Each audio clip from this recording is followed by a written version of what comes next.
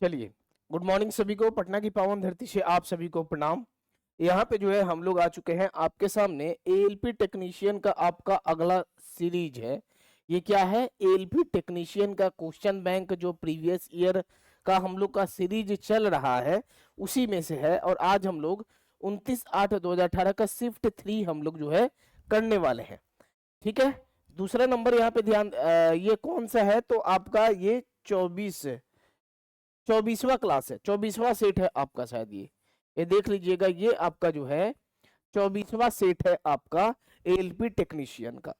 इसमें से कंप्लीट आप अगर देखते हैं, यहाँ पे गौर कीजिएगा, 1 मिनट जरा सा देखिए आप। ये हम लोग कहाँ से कर रहे हैं? तो ये हम लोग एएलपी टेक्नीशियन का प्रीवियस ईयर क्वेश्चन का आपका जो है दिया है। 39 सेट है, 39 सेट में CBT1 और CBT2 दोनों मिला के आपका प्रीवियस ईयर एएलपी टेक्नीशियन में पूछा गया था, जिसमें से 30 आपका सेट, 30 सेट किसका है? तो CBT1 का है, CBT1 का है। और सोचिए हम लोग का आज कौन सा सेट नंबर है? तो सेट नंबर आज हम लोग का 24 है।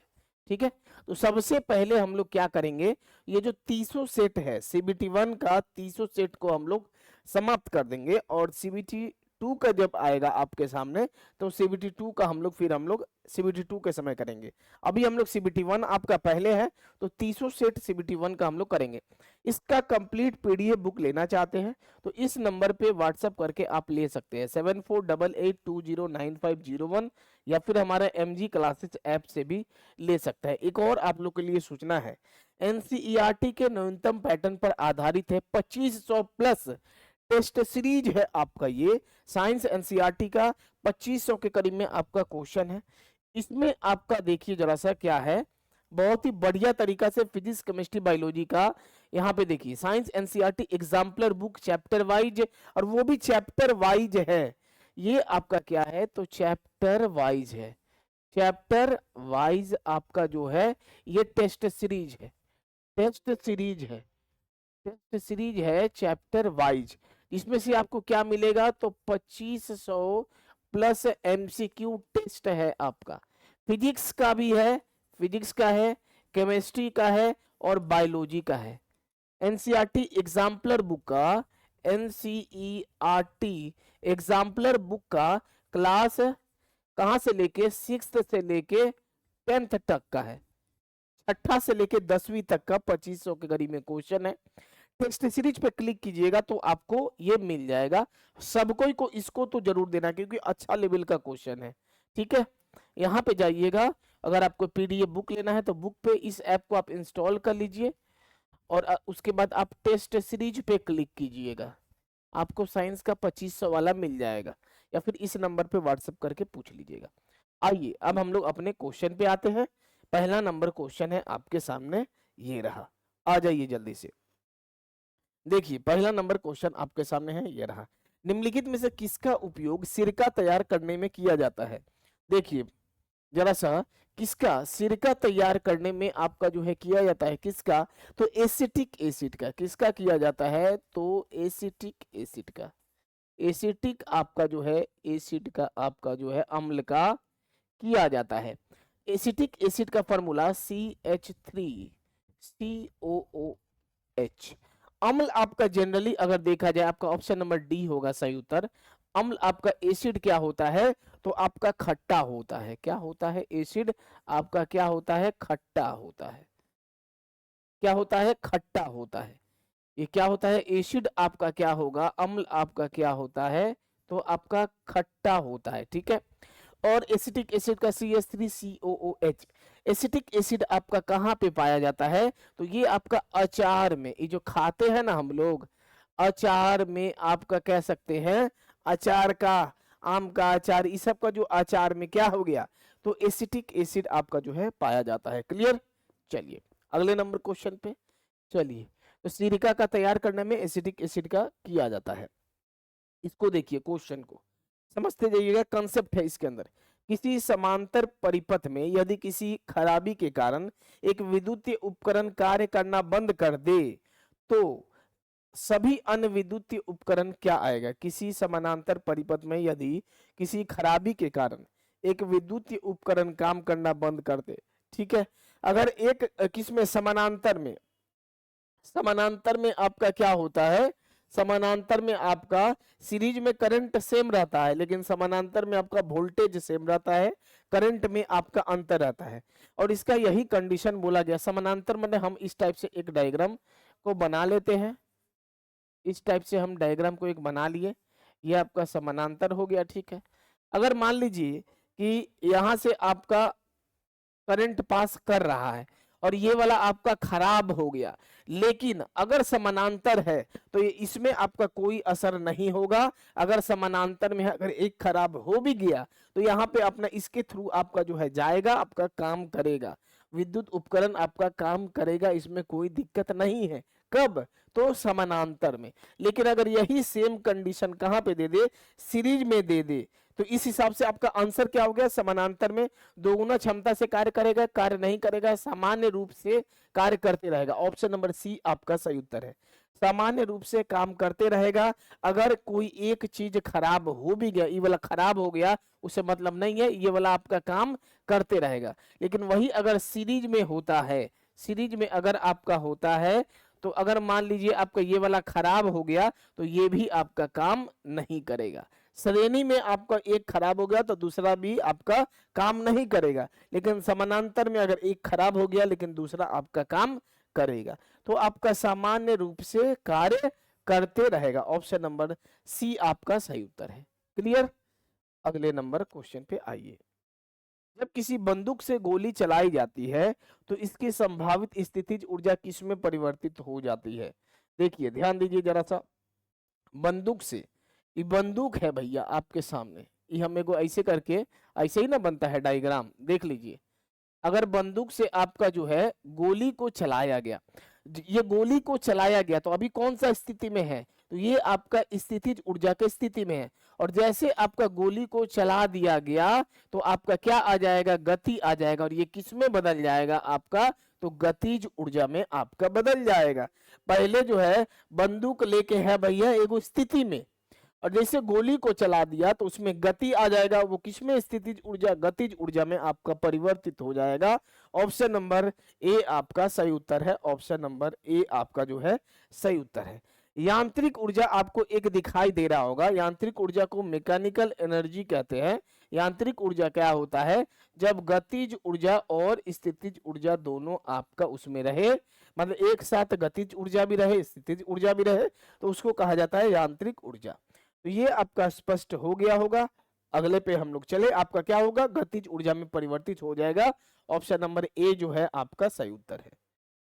नेक्स्ट देखिए क्या दिया है, लंगर डालकर रोकी हुई एक नाव लहरों से घिरी हुई है, जिसका तरंगदैर्घ्य कितना है, तो तरंगदैर्घ्य 125 मीटर, चलती तरंगों का चढ़ाव पृष्ठ की गति 25 मीटर, तो नाव का आवृत्ति निकालना है। एक फॉर्मूला होता है, ये फॉर्मूला आवृत्ति अगर आपको निकालना हो, n equal to V by lambda, वेग, आवृत्ति बराबर क्या होता है, देखिए आवृत्ति बराबर क्या हो जाएगा, तो वेग और बटे में तरंगदैर्घ्य। तो वेग आपका, गति कितना दिया है 25, तरंगदैर्घ्य कितना दिया है, ई वाला 25 है, आई तरंगदैर्घ्य कितना दिया है 125 मीटर, तो 25 बाई 125, एक बार में 5 बार में, 1 बाई 5 0.02, यही ना आएगा आपका ना, 02 नहीं होगा, 0.20 होगा, 0.20 हर्ज। ये आपका आंसर आ गया, ये हर्ज है आपका आंसर आ गया, ऑप्शन नंबर ए। तो आपको ये वाला फॉर्मूला याद रखना है, ऑप्शन नंबर ए जो है आपका सही उत्तर है। ये वाला फॉर्मूला आपको जो है याद रखना है कि आवृत्ति बराबर वेग बाई तरंगदैर्घ्य आपका होता है। क्लियर? अगले पे आइए, आपको अंत में चेको करना है कि आपका कितना नंबर आ रहा है। देखिए यदि कोई लड़का 4 मिनट में 600 न्यूटन बल 20 मीटर की दूरी तय करता है तो लड़के द्वारा खपत की शक्ति क्या आएगा। देखिए ये भी फॉर्मूला आसान है, ये भी फॉर्मूला, शक्ति बराबर power equal to work done by time, कार्य और बटे में क्या हो जाएगा, समय हो जाएगा।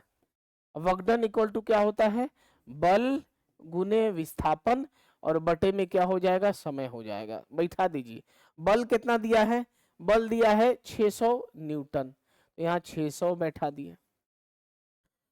उसके बाद आपका 20 मीटर दूरी आपका कितना है 20 मीटर, तो 20 बैठा दिए। और बटे में समय कितना है तो 4 मिनट है, तो 4 मिनट को सेकंड में बदल देंगे गुने 60। इसको देखिए कर दीजिए भैया। देखिए कैसे कटेगा, देखिए हाई 1 0 से हाई कट गया, हाई यहाँ पे आ गया 10, ठीक है 10 आ गया, हाई 4 5 12 में, तो सिंपली आपके सामने क्या आ गया, ये आ गया 10 और ये आ गया आपका 5, तो 10 पचे 50, 50 वाट आपका जो आएगा सही उत्तर आ जाएगा। कितना आ गया 50 वाट। ऑप्शन नंबर आपका सही उत्तर है, ए आपका सही उत्तर है।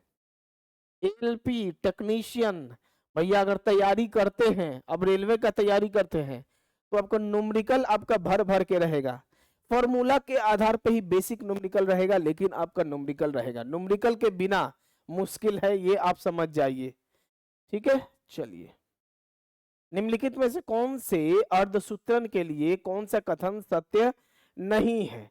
देखिए इसमें क्या बताया है कि अर्धसूत्रन के लिए, अर्धसूत्रन के लिए कौन सा सही नहीं है, इसके लिए तो अर्धसूत्रन के लिए कौन सा कथन सत्य नहीं है, मतलब गलत बताना है। देखिए अर्धसूत्रन के 2 चरणों में होते हैं, तो पहला तो आपका सही है कि अर्धसूत्रन के 2 चरणों में होते हैं। अर्धसूत्रन के परिणाम स्वरूप परिणामी कोशों की गुणसूत्रों की संख्या दोगुनी हो जाती है, नहीं दोगुनी आपका नहीं होता है, दूसरा नंबर गलत है। तीसरा नंबर अर्धसूत्रन के दौरान जनक कोशों के जीन परिमाणों कोशों में मिश्रण हो जाता है, तो तीसरा आपका सही है, बिल्कुल सही है। जनन ग्रंथि जो आपका गोनाड में अर्धसूत्रन युग्मक के उत्पादक के लिए होता है, चौथा भी आपका सही है। हमको सत्य नहीं है, गलत बताना है, तो गलत आपका ऑप्शन नंबर बी आपका जो आएगा क्वेश्चन के अकॉर्डिंग सही उत्तर आएगा, गलत आपका यही है ऑप्शन नंबर बी। क्लियर। चलिए तो आपको इस हिसाब से छांट दीजिएगा और आंसर टिक कर दीजिएगा।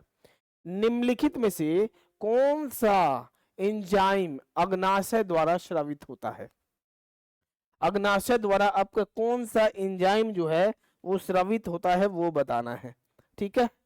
तो देखिए अग्नाशय द्वारा कौन सा, अग्नाशय द्वारा कौन सा, तो एक तो हो गया आपके सामने कौन सा ट्रिप्सिन, एक हो गया ट्रिप्सिन, ट्रिप्सिन एक हो गया ट्रिप्सिन, ठीक है।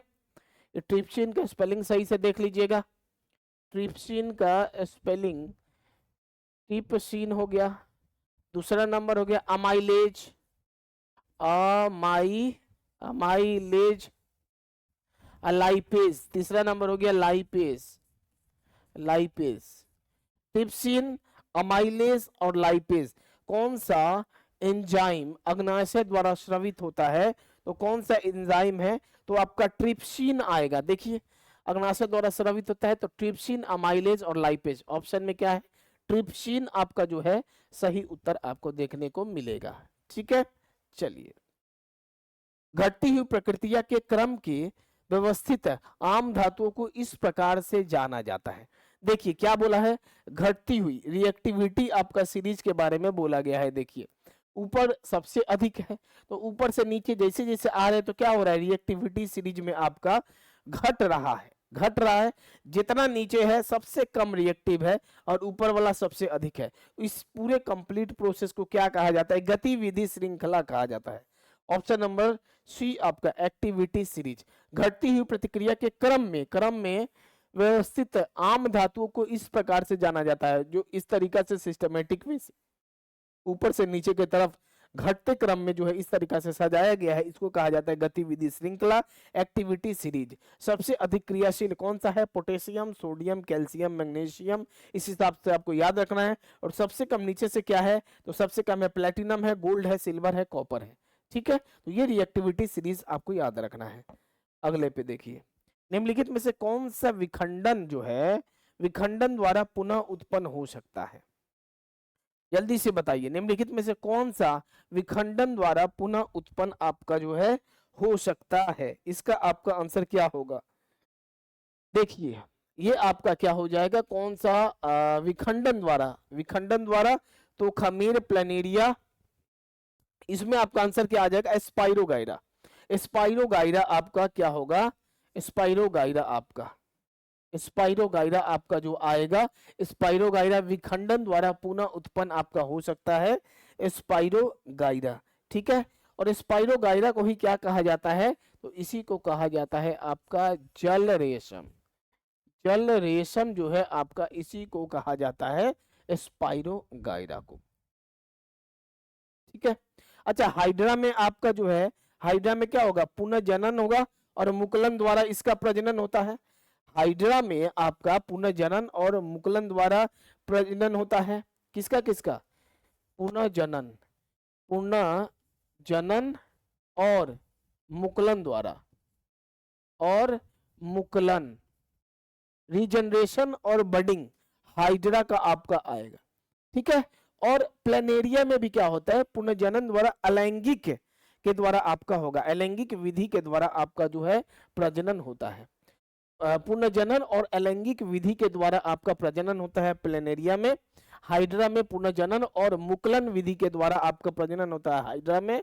स्पाइरोगाइरा को जो है जल रेशम भी कहा जाता है। ऑप्शन नंबर डी आपका इसका सही उत्तर आएगा कि कौन सा विखंडन द्वारा पुनः उत्पन्न हो सकता है, तो स्पाइरोगाइरा जो है विखंडन द्वारा पुनः उत्पन्न हो सकता है। ठीक है, चलिए, धात्विक ऑक्साइड की प्रकृति क्षारीय होती है, समझिएगा, बहुत अच्छा पहला ही पॉइंट दे दिया है कि धात्विक, अगर आपका मेटल है, धात्विक ऑक्साइड की प्रकृति क्षारीय होती है। ठीक है, और अधात्विक का क्या होता है भैया प्रकृति, तो अम्लीय होता है। लेकिन हम लोग का यहाँ पे धात्विक को लेके चलेंगे, हम लोग धात्विक ऑक्साइड का बता दिया है कि क्षारीय होता है, अर्थात वे अम्ल से प्रतिक्रिया करके लवण और जल बना निर्माण कर, निम्नलिखित में से उस धात्विक ऑक्साइड को बताए जो अन्य से भिन्न है, अन्य से भिन्न है। देखिए कैल्शियम ऑक्साइड, ये जो है धातु के है, कैल्शियम आपका धातु के साथ ऑक्साइड का किया है, तो ये क्षारीय प्रकृति का है। मैग्नीशियम ऑक्साइड क्षारीय प्रकृति का है, सोडियम ऑक्साइड क्षारीय प्रकृति का है। लेकिन ये आपका Al2O3 ये आपका क्या है, ये आपका धातु, अल्युमिनियम तो धातु है, इसको ऑक्साइड के साथ इसमें अगर करेंगे हम लोग तो क्या आएगा, अल्युमिनियम ऑक्साइड आएगा, जो कि आपका क्षारीय नहीं है। ये क्या है आपका उभय धर्मी है। ये क्या हो गया, उभय धर्मी हो गया, उभय धर्मी आपका जो है हो गया, मतलब एम्फोटिक है, एम्फोटेरिक है, एम्फोटेरिक ऑक्साइड है। एम्फोटेरिक उभयधर्मी क्या होता है, उभयधर्मी में आपका अम्ल के साथ साथ क्षार का भी आपका प्रकृति उसमें पाए जाते हैं, मतलब दोनों आपका पाए जाते हैं, अम्ल के साथ साथ क्षार के भी पाए जाते हैं, लेकिन ये सब में केवल क्षारीय प्रकृति के पाए जाते हैं, कैल्शियम ऑक्साइड, मैग्नीशियम, Na2। तो आपका सही उत्तर क्या आएगा, ऑप्शन नंबर सी Al2O3। उभयधर्मी होते हैं, एम्फोटेरिक होते हैं। उभयधर्मी वो हो गया जिसके अंदर अम्ल के साथ साथ क्षार के भी प्रकृति आपका जो है पाए जाते हैं। क्लियर, चलिए अगले नंबर क्वेश्चन को जरा सा देखते हैं। मुक्त रूप से गति करने में सक्षम, मुक्त रूप से गति करने में सक्षम, ये आसान क्वेश्चन है। सक्षम 10 केजी द्रव्यमान के एक वस्तु पर जब 10 न्यूटन बल लगाया जाए तो निम्नलिखित में से कौन सा लागू होगा। अब आपको चाल त्वरण निकालना है। हम जब जान गए कि हमारे सामने द्रव्यमान दे दिया और हमारे सामने 10 न्यूटन बल दे दिया है, तो हम लोग क्या निकालेंगे, फॉर्मूला होता है F=ma होता है। देखिए है बहुत आसान, खाली घुमा के दिया है, सीधा दे देता सब बना देगा। अब देखिएगा इतना लंबा ही टेढ़ा मेरा दिया है तो छोड़ के सब चल जाएगा। यहां से हम लोग त्वरण निकालेंगे A=F/m। ठीक है, F आपका कितना दिया है, 10 न्यूटन दिया है। द्रव्यमान कितना दे दिया है, तो द्रव्यमान भी 10 केजी दिया है।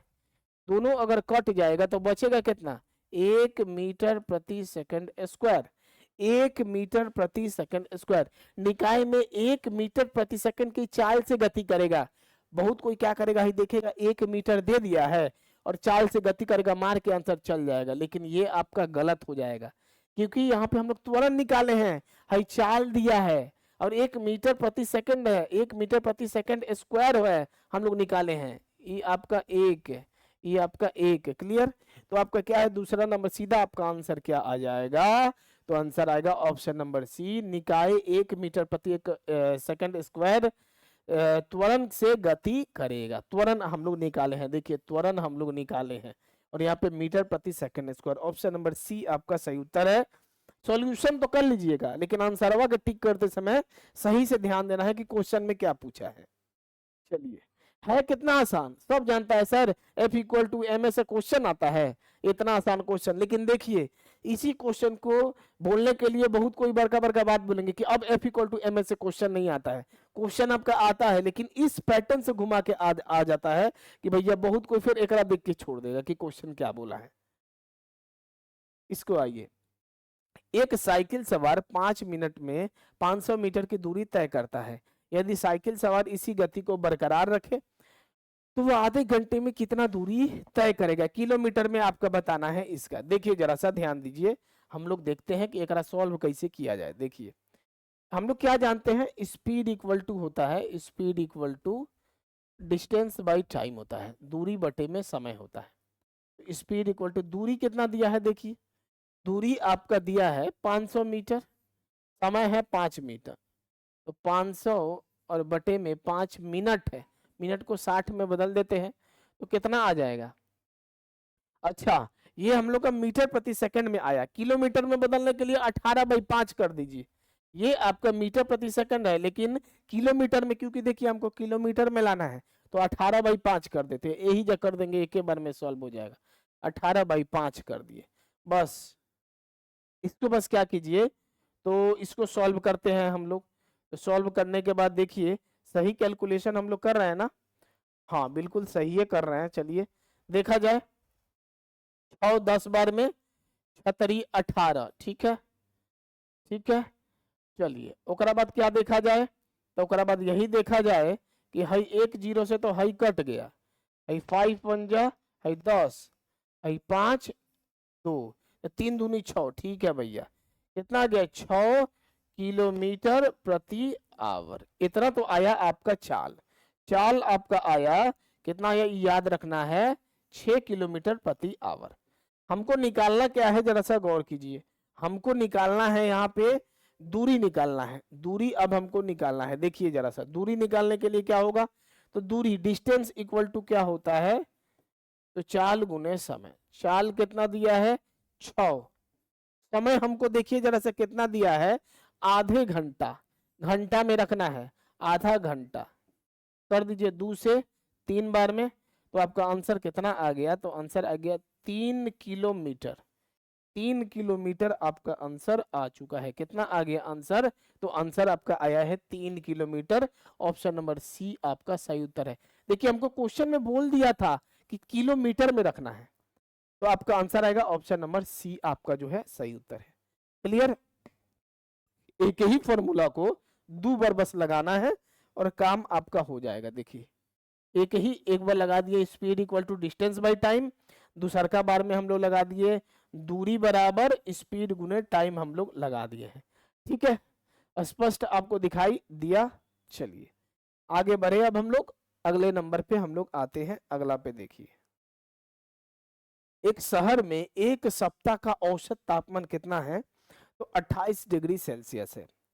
यदि सोमवार, मंगलवार, बुधवार और गुरुवार का औसत तापमान इतना है, इतना सेल्सियस है, तो गुरुवार, शुक्रवार, शनिवार और रविवार का औसत तापमान 29 डिग्री सेल्सियस, तो गुरुवार के लिए दर्ज तापमान क्या आएगा। देखिए भैया, ये है आपका गणित का एवरेज का क्वेश्चन है, गणित का एवरेज का क्वेश्चन है ये। फिर भी आपको बता देते हैं करना कैसे है। एक सप्ताह में बताया है, एक सप्ताह में 28 डिग्री सेल्सियस है। देखिए तो सबसे पहले क्या करना है, 28 और एक सप्ताह, ठीक है भैया, इसको सॉल्यूशन कर लीजिएगा। और उसके बाद देखिए क्या करना है, उसके बाद बोला है सोमवार, मंगलवार, बुधवार, गुरुवार, मतलब 4 दिन का औसतन तापमान कितना है 27.5, तो 27.5 गुने 4 दिन का, ठीक है, ये हो गया आपका। उसके बाद देखिए क्या है अगला वाला, उसके बाद निकालना है कि गुरुवार, गुरुवार का, शुक्रवार का, शनिवार का, रविवार का, फिर से 4 दिन का औसतन कितना 29 है, तो आपका 29 गुने 4 है ना। अब देखिए आपको क्या करना है, जैसे बोलेंगे बस वही कीजिएगा, आपका काम हो जाएगा। ई दोनों को क्या करना है, जोड़ देना है। इन दोनों को जोड़ दीजिए, इन दोनों को जोड़ दीजिए, और एकरा करने के बाद इससे घटा दीजिए, उसके बाद इससे आपको घटा देना है। बस यही चीज आपको करना है और कुछ नहीं करना है। 28 गुने 7 और हाई दोनों को जोड़ देना है निकालने के बाद, और इससे आपको घटा देना है। सबसे पहले इसको आप सॉल्व कर लीजिए, ठीक है। 27.5 गुने 4 प्लस 29.4, एकरा सॉल्व कर दीजिएगा, जितना आएगा वैल्यू इसको सॉल्व कीजिएगा 28 गुने 7, और जितना आएगा इसको इससे घटा दीजिएगा, आपके सामने आंसर आ जाएगा। बताइए जरा सा आंसर करके, और आंसर करके आप कमेंट करके देखिए कि केकर आंसर सही आ रहा है। आंसर को जरा से जल्दी से बताइए क्या आएगा। इसको जैसे सॉल्व कीजिएगा तो आपके सामने आ जाएगा 30 डिग्री सेल्सियस आएगा आंसर। तो सॉल्व कीजिएगा, करिएगा बैठ के सब कोई। गणित का क्वेश्चन है लेकिन हम आपका करवा दिए हैं, तो इस हिसाब से आपका एवरेज का क्वेश्चन है, औसत का, ठीक है। तो 30 डिग्री आंसर आ जाएगा। 540 ग्राम ग्लूकोज, देखिए भैया 540 ग्राम ग्लूकोज, 540 ग्राम ग्लूकोज में उपस्थित मोलों की संख्या कितना होगा, मोलों की संख्या आपको बताना है। तो ग्लूकोज का सबसे पहले ले लीजिए, ग्लूकोज का सबसे पहले ले लीजिए कि C6H12O6, सॉल्व कीजिए। 12 गुने 6, 12 क्या है तो कार्बन का द्रव्यमान संख्या, तो 12 गुने 6, 1 गुने 12 और प्लस ये कितना होता है, ऑक्सीजन का होता है 16 ना, 16 गुने 6, ये कीजिए जल्दी से, एक सॉल्व कीजिए। 12 गुने 6, 1 गुने 12, और इसको करके जोड़ के जल्दी से देखिए कि कितना आएगा। 180 ग्राम आ जाएगा। कितना आ जाएगा, 180 ग्राम आपका जो है आ जाएगा 180।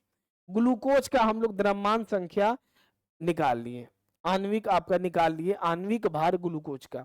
क्वेश्चन में क्या निकालना है, मोल निकालना है। और जब आपको मोल निकालना हो तो फॉर्मूला क्या होता है, दिया गया द्रव्यमान और नीचे में आणविक द्रव्यमान। तो दिया गया द्रव्यमान कितना दिया है आपको, है कितना दिया है, 540 ग्राम दिया है आपको, कितना दिया 540 ग्राम, तो 540 और बटे में क्लियर दिखाई दे रहा है 540 ना, हाँ 540 और बटे में आपका क्या है, जो हम लोग आणविक द्रव्यमान निकाले हैं 180।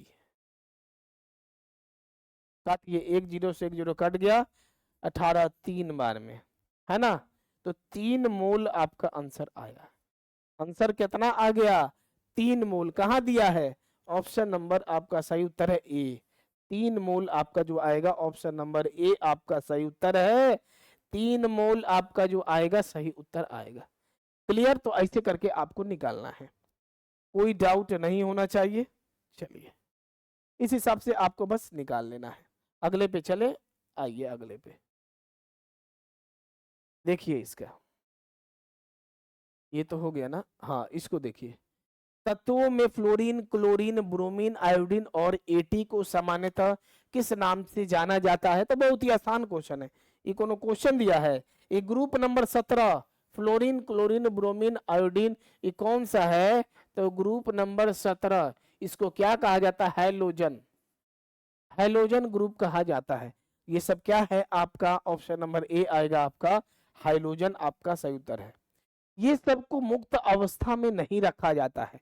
हाइलोजन ग्रुप का जितना तत्व तो आपको दिखाई दे रहा है, मुक्त अवस्था में नहीं रखा जाता है। और ये हाइलोजन ये सब क्या होता है, रंगीन होता है, रंगीन आपका होता है, रंगीन होता है, मुक्त अवस्था में नहीं रखा जाता है। क्रियाशील, बहुत ही अधिक आपका क्रियाशील भी आपका जो है ये होता है। जिसमें से क्या है, फ्लोरीन और क्लोरीन, ये कौन से अवस्था में आपको पाए जाएंगे, तो ये आपका गैसीय अवस्था में पाए जाते हैं। कौन से अवस्था में, तो गैसीय अवस्था में पाए जाते हैं। क्लियर, चलिए अगले नंबर क्वेश्चन को हम लोग देखते हैं। निम्नलिखित विकल्पों में से आणविक फॉर्मूला IUPAC नामक सामान्यता नामक गलत सेट को चुनना है। मतलब आपको क्या बताना है कि कौन सा इसमें से गलत है। देखिए इस सब यहाँ पे OH दिया है, मतलब अल्कोहल का ग्रुप है। और रासायनिक सूत्र आपको निकालना हो तो अल्कोहल ग्रुप के लिए, रासायनिक सूत्र के लिए ये फॉर्मूला आपका लागू होता है। अल्कोहल ग्रुप के लिए, अल्कोहल ग्रुप के लिए रासायनिक सूत्र के लिए ये फॉर्मूला CnH2n, ठीक है, 2n+1 और उसके बाद OH, ये आपका रहना चाहिए अल्कोहल के लिए। इसे एल्केन, एल्कीन, अल्काइन के लिए होता है। एल्केन के लिए CnH2n+2 होता है। यहाँ देखिए +1 है, CnH2n+1 है, लेकिन एल्केन के लिए CnH2n+2 होता है, यहाँ +1 है, और ये अल्कोहल ग्रुप है तो इसका बगल में OH लग जाएगा। बस भैया बैठा दीजिए।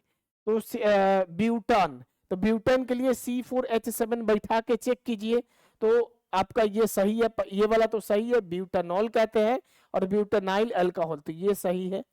उसके बाद C3OH मिथानॉल के लिए भी सही है, लेकिन प्रोपानॉल का C3H8 आपका ये गलत है। ऐसा क्यों बोल रहे हैं, चेक करके आपको दिखाते हैं।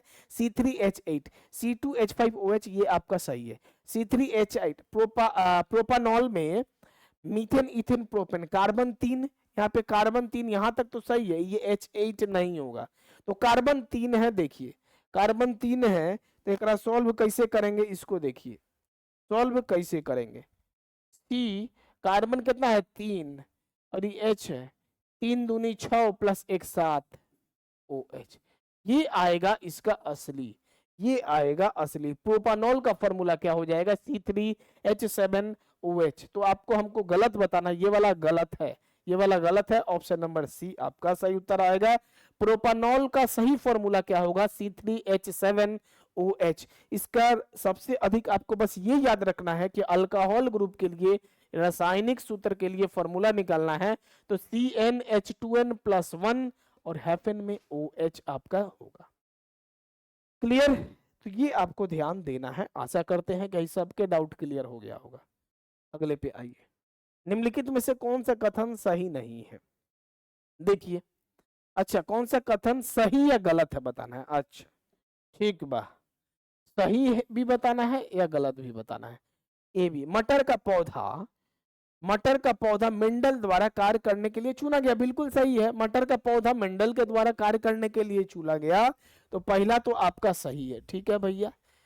गुणसूत्र कारक का वाहक होता है, तो गुणसूत्र आपका कारक का वाहक होता है, दूसरा भी बिल्कुल सही है।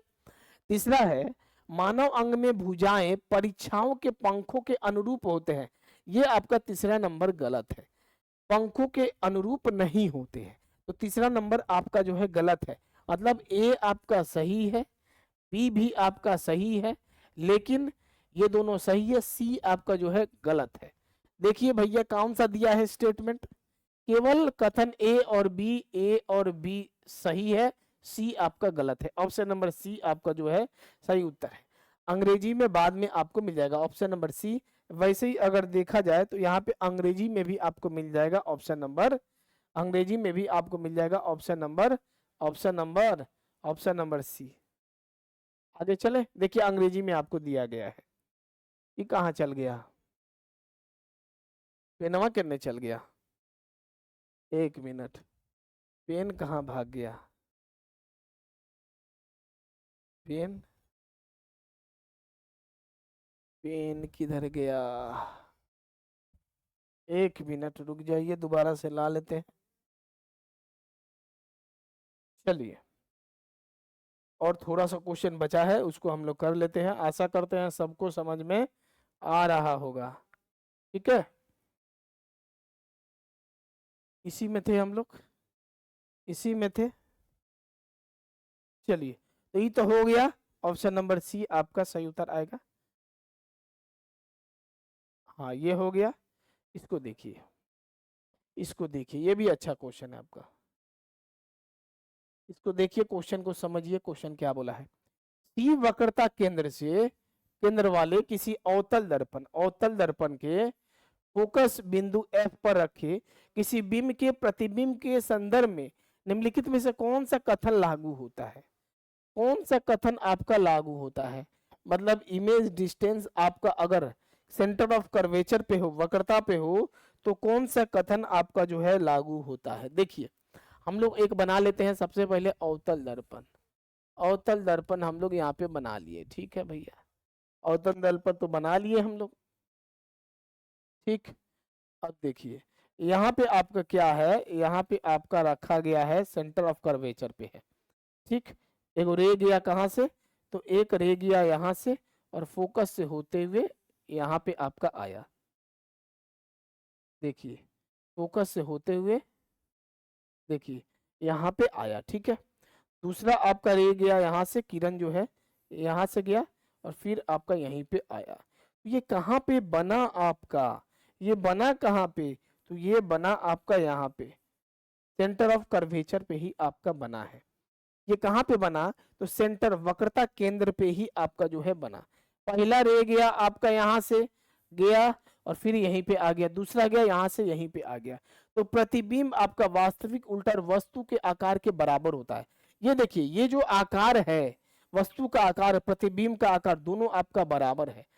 तो देखिए आकार के बराबर है और सी पर ही बनेगा, ये सी है, यहीं से गया और देखिए यहीं पे सी पे ही बना है, तो ऑप्शन नंबर बी आपका सही उत्तर आएगा। तो ये आपको याद रखना है। प्रतिबिंब वास्तविक बनेगा, उल्टा बना है, देखिए हाई हेन्ने है तो उल्टा बना नीचे की तरफ, और वस्तु के आकार के बराबर बना, ई जितना है वस्तु का आकार नीचे भी एकदम बराबर है और सी पर ही बना है, वक्रता केंद्र पे ही आपका जो है बना है। ऐसे आपको याद रखना है। क्लियर? चलिए, क्या बेकिंग सोडा रासायनिक रूप से बेकिंग पाउडर से अलग होता है? क्या बेकिंग सोडा रासायनिक रूप से बेकिंग पाउडर से अलग होता है? बेकिंग सोडा रासायनिक रूप से बेकिंग पाउडर से अलग होता है, बताइए जल्दी से। बिल्कुल होता है भैया, बिल्कुल आपका जो है होता है। देखिए हाँ बिल्कुल अलग होगा। बेकिंग सोडा जो है सोडियम बाइकार्बोनेट है। सोडियम बाइकार्बोनेट का फॉर्मूला भैया, सोडियम बाइकार्बोनेट NaHCO3, NaHCO3 आपका जो आएगा सोडियम बाइकार्बोनेट, ठीक है।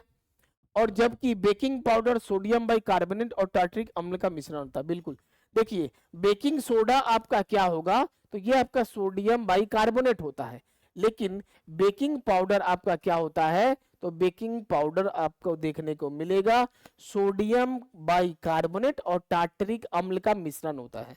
तो बिल्कुल आपका सही उत्तर आएगा ऑप्शन नंबर ए, आपका सही उत्तर आएगा ऑप्शन नंबर ए आपका सही उत्तर आएगा। बेकिंग सोडा का रासायनिक रूप से बेकिंग पाउडर से अलग होता है, तो बिल्कुल आपका अलग होता है। बेकिंग सोडा में क्या होता है, सोडियम बाइकार्बोनेट होता है, लेकिन बेकिंग पाउडर में सोडियम बाइकार्बोनेट के साथ टार्टरिक अम्ल होता है, और सोडियम बाइकार्बोनेट के लिए NaHCO3 आपका होता है। दोनों अलग होता है, ये आपको याद रखना है, ठीक है।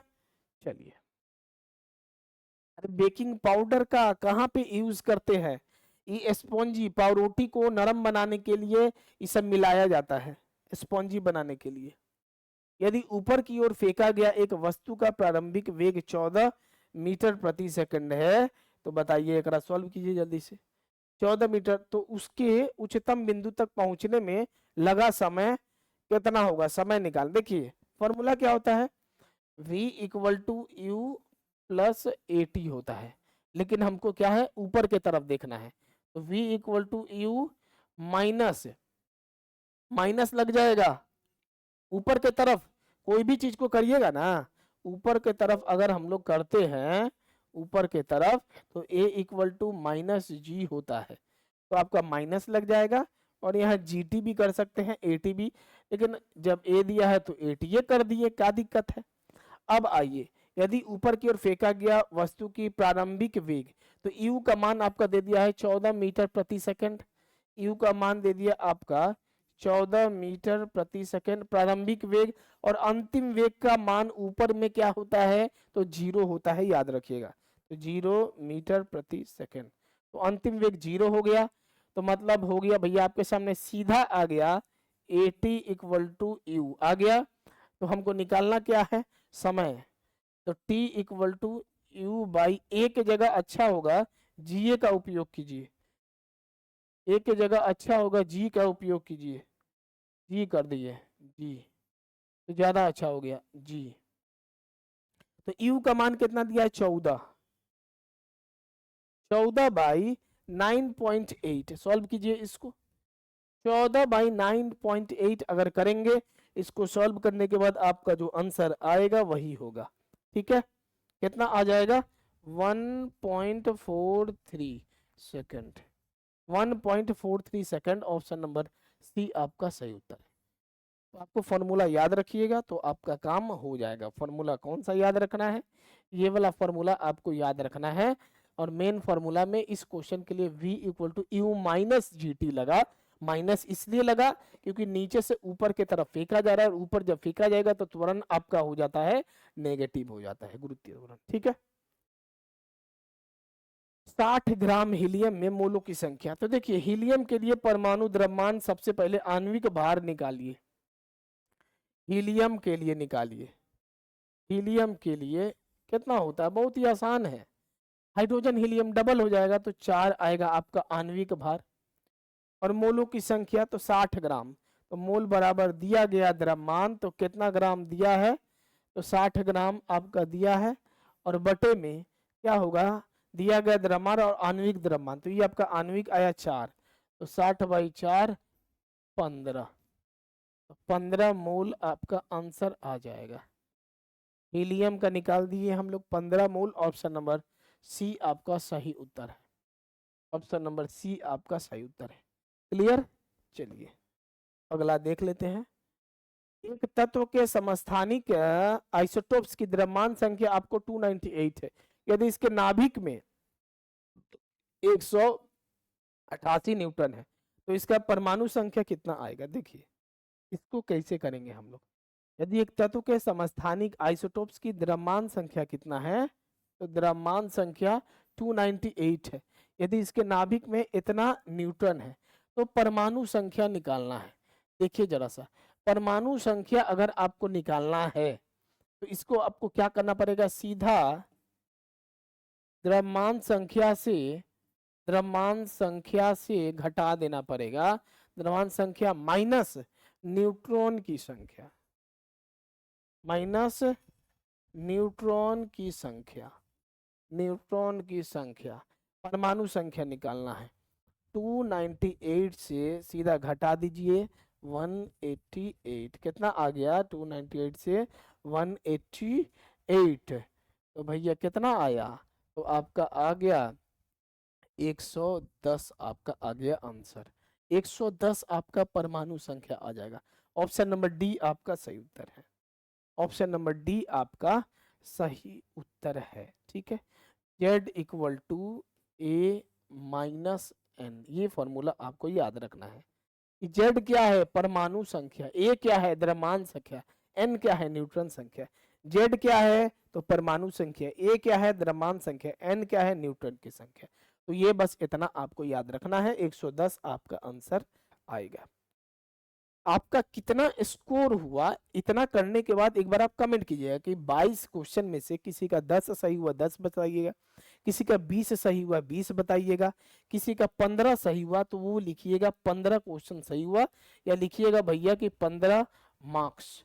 ऐसे करके मान लीजिए इतना जब कर लिए आप तो आपका कितना सही हुआ, किसी का आया 12 तो लिखिएगा 12 मार्क्स आया है, या 12 क्वेश्चन लिख दीजिएगा। किसी का 20 हुआ है तो लिखिएगा 20 क्वेश्चन आपका सही हुआ है। तो चलिए यहाँ पे हम लोग का ये वाला सेट आपका कंप्लीट होता है। लेकिन इसको जो है आप लोग, ये आप लोग का काफी बेहतर तैयार हुआ है, ये 2500 प्लस क्वेश्चन साइंस एनसीईआरटी वाला। तो इसको आप लोग सबको ले लीजिए एग्जाम्पलर का, क्योंकि इसके अंदर जो एनसीईआरटी का जो है, एनसीईआरटी का जो है 2500 प्लस क्वेश्चन, इसमें क्लास 6 से लेके 10th तक का आपका दिया है। और ये आपका ऑल एग्जाम में काम आएगा, खाली एएलपी टेक्नीशियन नहीं, सामने का हर एक एग्जाम में आपका काम आएगा। टेस्ट सीरीज पे क्लिक कीजिएगा ऐप को डाउनलोड करने के बाद। ठीक है, चलिए तो हम लोग अब मिलते हैं कब, तो अगले क्लास में। 24 नंबर हम लोग का कंप्लीट हो गया है।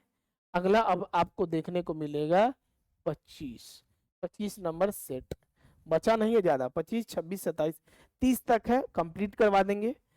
ठीक है, तो इसको आप लोग कर लीजिएगा जरूर, एक बार प्रीवियस ईयर आपको एग्जाम में देने से पहले करना है। धन्यवाद सभी को।